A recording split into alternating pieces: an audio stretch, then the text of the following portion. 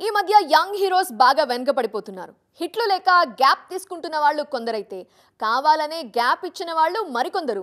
అందరికీ విజయం కీలకమే, అందులోనూ యంగ్ హీరోలే ఎక్కువగా ఉన్నారు. త్వరలోనే వీళ్ళంతా స్క్రీన్ షేక్ చేయడానికి వచ్చేస్తున్నారు. మరి ఆ హీరోలెవరు, వాళ్ళ సినిమాలేంటి? లాంటి బ్లాక్ బస్టర్ సినిమాతో అద్దరిపోయే టర్నింగ్ పాయింట్ అందుకున్న కిరణ్ అబ్బవరం ఆ తర్వాత మళ్లీ ట్రాక్ తప్పారు. దిల్రూబా సినిమాతో దారుణంగా నిరాశపరిచారు. అందుకే ట్రాక్ మార్చి పూర్తిగా యూత్ఫుల్ ఎంటర్టైనర్ తో వచ్చేస్తున్నారు. కే ర్యాంప్ అంటూ అక్టోబర్ 18న దివాళీ రేస్లో నిలబడ్డారు కిరణ్. ఈయన దూకుడు చూస్తుంటే ఈసారి గట్టిగానే కొట్టేలా ఉన్నారు. నాగశౌర్య కూడా చాలా ఏళ్ల గ్యాప్ తర్వాత వస్తున్నారు. అప్పుడెప్పుడో 2023లో రంగబలి సినిమాతో వచ్చిన శౌర్య 2 ఏళ్లకు పైగానే గ్యాప్ తీసుకున్నారు. తాజాగా ఆయన నటిస్తోన్న బ్యాడ్ బాయ్ కార్తిక్ టీజర్ విడుదలైంది. ఇది కూడా మాస్ యాక్షన్ సినిమానే.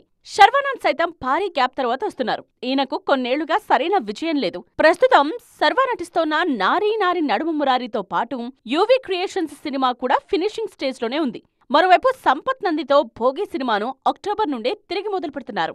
అప్పట్లో వరుస విజయాలందుకున్న శర్వా ఆ తరువాత పూర్తిగా ట్రాక్ తప్పారు. మనమే తరువాత లాంగ్ గ్యాప్ తీసుకున్నారు. కథల విషయంలోనూ జాగ్రత్తగా ఉంటున్నారు ఈ హీరో.